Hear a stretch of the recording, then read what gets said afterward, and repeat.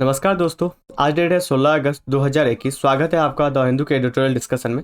ये editorial discussion हम हिंदी में करते हैं। इसका सेशन का पीडीएफ भी आपको हिंदी में मिल जाएगा। उसके लिए बुद्धा एस टेलीग्राम चैनल को ज्वाइन कर लीजिए। उसका लिंक हम डिस्क्रिप्शन में और कमेंट बॉक्स दोनों में मैं डाल दूंगा, वहां से आप ज्वाइन कर सकते हैं। आज हम दो आर्टिकल डिस्कस करने वाले हैं। पहला जो आर्टिकल है वो भारत के उत्तर पूर्वी क्षेत्रों से रिलेटेड और act east policy, act east जो नीति है भारत का, उसके बारे में हम देखेंगे। दूसरा जो है, हाल ही में जो मानसून सत्र खत्म हुआ है, भारत की जो संसदीय प्रणाली है, संसदीय लोकतंत्र है, उसको कैसे माना जाता है, उसके संकट को दिखाया गया है, इसमें राइटर के द्वारा बात किया गया है। तो इसको हम डिटेल में एनालिसिस करते हैं। पहला आर्टिकल जो है भारत का उत्तर पूर्वी क्षेत्रों से रिलेटेड और इस एक्ट ईस्ट नीति के बारे में देखेंगे। इसको जीएस पेपर 2 के आप भारत और उनके पड़ोसी देशों से लिंक कर सकते हैं।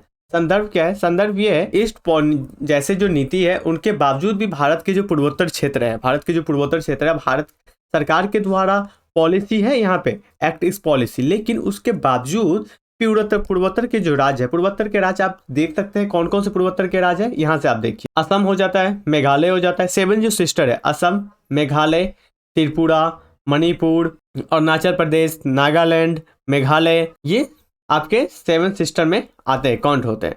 इनमें अभी भी विकास की जो दरें है, विकास की जो धारा जिस तरह से बहना चाहिए, उसमें ये पीछे रह गए हैं कहीं ना कहीं। और खासकर हमारे जो सामाजिक रूप से भी हम देखते हैं, एक ऐसा देखते हैं कि नॉर्थ ईस्ट के जो इंसान होते हैं, आप यदि उनको देखोगे और हम जो इधर मैन इंडिया के लैंड के जो व्यक्ति है, वो यदि देखता है जनता, तो वो एक ही बात बोलता है, शायद ये विदेशी है, ये चाइना से है। हम इनको अपना नहीं पाते, ये कहीं ना कहीं हमसे दूर रह गए हैं। और दूर रहने का कारण ही यहाँ पे बहुत ज़्यादा चुनौतियां है, चैलेंजेस है। मैं आगे देखूंगा कि क्या क्या चुनौतियां है। उसके तहत ये अक्सर ढांचागत और आर्थिक विकास में हाशिए पे है, मतलब ये पीछे छूट गए हैं। तो इसके लिए कल जो हमारा लाल किले से प्रधानमंत्री मोदी जी का जो भाषण चल रहा था, उनमें उन्होंने जिक्र भी किया था कि किस तरह से नॉर्थ ईस्ट हमारा पीछे रह गया है और हमको इसको लेके ही चलना पड़ेगा, फिर हम एक नया भारत का निर्माण कर पाएंगे। अतुल्य जो भारत अभी चल रहा है अभियान, उसके तहत हम इनके तहत ही कर सकते हैं। जब तक हम अपने पूरे भारत को, पूरे लैंड को समेट के और साथ में नहीं ले जाएंगे, तब तक हम अपना विकास और अपना जो महत्वाकांक्षा है उसको पूरा नहीं कर सकते हैं। राइटर के द्वारा आगे बताया जाता है इसमें, देखिए पूर्वोत्तर के जो राज्य है उनको 2 मोर्चों पे निवेश के लिए महत्वपूर्ण है, दो जगह पे निवेश करने की जरूरत है। पहला कि यहाँ पे आर्थिक स्थिरता को मजबूत करने की जरूरत है।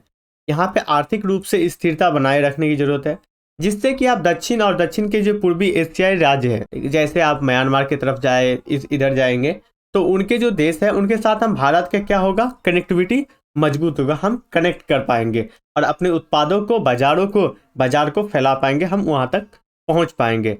और साथ साथ क्या है, यदि हम इसको स्ट्रॉन्ग करते हैं तो चाइना की जो रणनीति है, चाइना को जो नीति है कि भारत के जितने भी पड़ोसी देश है उनके साथ कनेक्शन करके भारत को एक अलग थलग किया जाए, तो इनको भी हम दूर कर सकते हैं। ठीक है, इनको भी हम दूर कर सकते हैं। दूसरा पॉइंट ये है कि समाज में आप देखेंगे कि यहाँ पे बहुत ज़्यादा विविधता है, संस्कृति समृद्धि है, यहाँ के जो कल्चर है वो बहुत ज़्यादा कल्चर समृद्धि है। भौतिक रूप से आप देखेंगे कि संभावित ऊर्जा है, ऊर्जा का अपूर्ण केंद्र है यहाँ पे। उसके बाद मानव में देखेंगे कि सस्ता और कुशल काम करने वाले यहाँ पे श्रमिक मिल जाते हैं। प्रकृति रूप से आप देखेंगे तो खनिज और वन मिल जाएंगे, आपको बहुत सारे वन खनिज यहाँ पे मिल जाएंगे, संसाधनों जैसे। ये शक्तिशाली इनपुट इनके पास है, जिसको हम दोहन करके एक नया भारत और आत्मनिर्भर भारत का हम निर्माण कर सकते हैं। ये राइटर का भी कहना था, अगर प्रधानमंत्री भी इसी बात पे जोर दे रहे थे। आगे देखते हैं इनके साथ इशू क्या है, मुद्दे, प्रॉब्लम है क्या। जब हमारे सामने इतना बड़ा, हम समझते हैं इतनी बड़ी अपॉर्चुनिटी है, इतना ज़्यादा चीज़ें हम कर सकते हैं नॉर्थ ईस्ट में, फिर भी ये हमसे पीछे क्यों रह गए, इनका कारण क्या है, इसको हम एनालिसिस करने का कोशिश करते हैं। ये पीछे रहने का सबसे बड़ा कारण जो है वो है आंतरिक विरोध। इनके यहाँ पे आंतरिक विरोध बहुत ज़्यादा होती है। इनके साथ जो सीमा का जो प्रभाव होता है, जैसे हाल ही में आपने देखा होगा कि असम और मिजोरम के बीच में विवाद हो जाता है। उसके बाद देखेंगे कि नागा जनजाति भी विवाद के रूप में आते हैं, न्यूज में हर वक्त रहते हैं। तो ये सारी चीज़ें इनके पास प्रॉब्लम होती है। तो ये प्रॉब्लम का कारण क्या होता है? इस प्रॉब्लम का एक ही कारण होता है कि ज़्यादा से ज़्यादा चीज़ें हम नहीं कर पाते। उसके बाद नेक्स्ट पॉइंट आप देखेंगे कि चरमपंथी और उग्रवादी समूहों का इनके साथ मिलावा रहता है। आप यहाँ पे देखेंगे, देखिए चरमपंथी और उग्रवादी समूह क्या होता है। जब आप पीछे रह जाते हैं ना लाइनों में, तो ये इन चीज़ों को दूर करने की कोशिश करते हैं, राइट? दूर करने के लिए आपको इन चीज़ों की कोशिश किया जाना चाहिए। इस चीज़ों को दूर करने की कोशिश किया जाना चाहिए। तो जिस तरह से आप दूर करेंगे, तो उसमें देखेंगे कि आपस में इसका कौन-सा राज्य देश ग मिला हुआ है, कौन से देश की बात किया जा रहा है?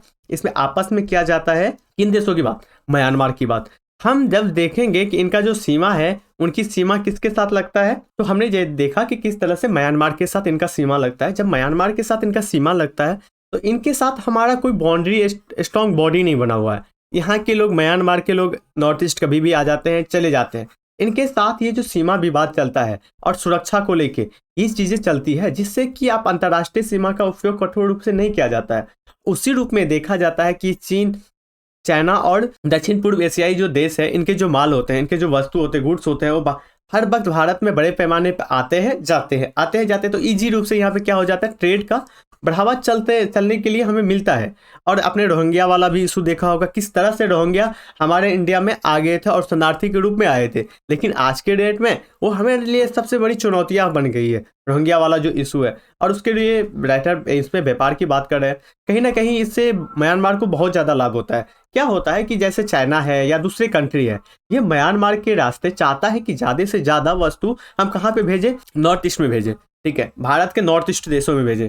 अब भारत के जो नॉर्थ ईस्ट देशों में हमारे जो कनेक्टिविटी है वो बहुत खराब है। हम यहाँ पे कनेक्टिविटी बात नहीं कर रहे थे। कल प्रधानमंत्री मोदी जी ने यहाँ पे बता रहे थे कि हम एक 7 सिस्टर के जितने भी राज्य हैं, उनके हर एक राजधानी के साथ अपने ट्रेन लाइन जोड़ने के लिए ट्रेन लाइन आने वाला है, ठीक। इस पे बात कर किया जा रहा था, किसके द्वारा, प्रधानमंत्री जी के द्वारा, ठीक। उसके बाद देखेंगे भारत की जो नीति का जो क्रियान्वयन है, जिस रूप से क्रियान्वयन होना चाहिए उन रूप में कहीं ना कहीं ये असफल रह गए। इसलिए ना आप ये देखो कि ये ईस्ट के तरफ नॉर्थ ईस्ट पॉलिसी कितने दिनों से चल रही है, फिर भी इस पे जो इफेक्टिव काम होना चाहिए, जिस तरह से इसको चुनाव होना चाहिए, उस तरह से खड़ा नहीं उतरी है। ऐसे हमारे जो गवर्नमेंट है, प्रेजेंट जो गवर्नमेंट है, ये बात कर रहे हैं कि मैं इस पे स्ट्रॉन्ग करूंगा, हमारा फोकस यहाँ पे बना हुआ है। और इसको हम देखेंगे कि आगे क्या चीज़ है। ये इशू राइटर के द्वारा चलाया जाता है कि जो भी नीति है उसका क्रियान्वयन, मतलब इम्प्लीमेंट जिस तरह से होना चाहिए पूर्ण रूप से यहाँ पे नहीं हुआ है। तो हमने देखा कि नॉर्थ ईस्ट में किस तरह से चैलेंजेस है, किस तरह से चैलेंजेस का सामना करना पड़ रहा है। अब राइटर इसमें कुछ निष्कर्ष बताते हैं आगे का। निष्कर्ष में राइटर बताते हैं कि नॉर्थ ईस्ट जो पॉलिसी है वो लंबे समय से हमारे स्थानीय हिस्सा बना हुआ है, हमारे भारत का हिस्सा है। अब ये भारत का हिस्सा है, तो यहाँ पे जो उग्रवाद है, घरेलू जो खतरे हैं, निपटने की बातचीत होनी चाहिए रणनीति तौर पे। जिस तरह से अभी मिजोरम और असम का इशू आया था, नागा वाला जो इशू चल रहा है, नागा जनजाति वाला, ये सब क्या है, इन सब चीज़ों को यहाँ पे सरकार को आगे आना चाहिए, इन इशू को मीडिएट करना चाहिए, बीच में आना चाहिए। और ये जो जितने भी घरेलू मामले हैं, ठीक है, आंतरिक रूप से जो यहाँ पे मामले हैं, इस आंतरिक रूप का मामला को खत्म करना चाहिए। जब ये आंतरिक मामला खत्म होगा और यहाँ पे हम कनेक्टिविटी पहुँचाएंगे, तो खुद ब खुद यहाँ पे विकास होना स्टार्ट हो जाएगा। उसके बाद है कि सीमा के पार से जो विद्रोह के निपटने के लिए द्विपक्षीय और बहुपक्षीय सहयोग की जरूरत है, द्विपक्षीय और बहुपक्षीय सहयोग की जरूरत है। उसके बाद विकास प्रक्रिया में आप जापान, ऑस्ट्रेलिया, इजराइल, अन्य जैसे देशों की जो भागीदारी है, इनसे भी कई लाभ और सुरक्षा आप ले सकते हैं। इनके साथ आप टेक्नोलॉजी लेके यहाँ पे यूज कर सकते हैं, जिसके तहत म्यांमार के तरफ से जो हमारा ट्रेड चलता है, व्यापार होता है, या फिर व्यक्तियों का आवाजाही होता है, इन चीज़ों को थोड़ा सा रोकने की ज़रूरत है और स्ट्रॉन्ग करने की हमें ज़रूरत है। तो हमने पहला आर्टिकल देखा, अब दूसरा आर्टिकल देखते हैं। दूसरा आर्टिकल जो है वह है कि भारत का जो संसदीय लोकतंत्र है वो संकट में है। इसको आप जीएस पेपर 2 से, सॉरी जीएस पेपर 3 नहीं, जीएस पेपर 2 से राज्य व्यवस्था से कनेक्ट कर सकते हैं। संदर्भ क्या है, हाल ही में मानसून सत्र खत्म हुआ है। मानसून सत्र में आपने देखा होगा कि किस तरह से विवाद हुआ था, पेगासस इशू हो या किसान विवाद हो, दोनों विवादों में सत्ता दल और विपक्ष आपस में भिड़ गए। ऐसा चीजें अपनाया गया जो संसद में स्वीकार करने योग्य नहीं था। जैसे आपने देखा होगा कि अभी वर्तमान के रेल मंत्री है वैष्णव जी, ये पढ़ रहे थे, इनके सामने बिल को फाड़ के उनके मुंह पे फेंक दिया गया। ये सब क्या है, ये सब कहीं ना कहीं, ऐसे तो ये पॉलिटिकल चीज है, हम इसमें नहीं जाएंगे, हम एनालिसिस करेंगे, बट ये चीज़ों को आप देखिए कि किस तरह से यहाँ पे दिया गया। क्या यह लोकतंत्र, क्या यह हमारा समाज, क्या हमारा जनता यही देखेगी? क्या हम अपने लोकतंत्र के बारे में दुनिया को यही बता पाएंगे कि हम सबसे बड़ा लोकतंत्र है हमारे यहाँ पे? फिर हमारे में, इंडिया में और चीन में अंतर रहा क्या? जब एक लोकतंत्र का सबसे बड़ा मंदिर संसद को माना जाता है, और जब उस मंदिर में अच्छे से काम नहीं होता है तो उस चीज़ों को हम कहाँ से ले जाएंगे।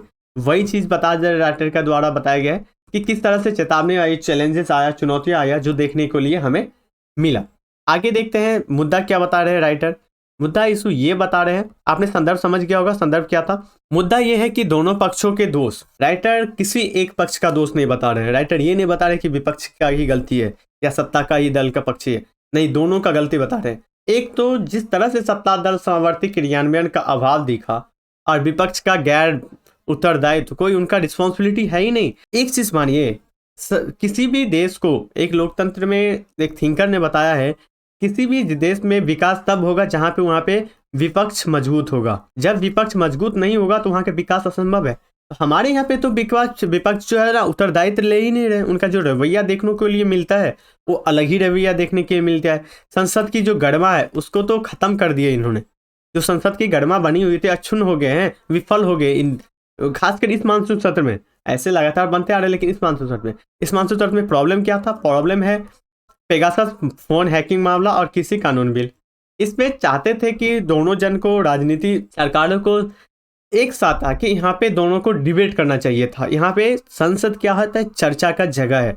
यहाँ पे चर्चा करके हम किसी भी मामले को सुलझा सकते हैं। पहली बात, सरकार को यहाँ पे चर्चा करनी चाहिए।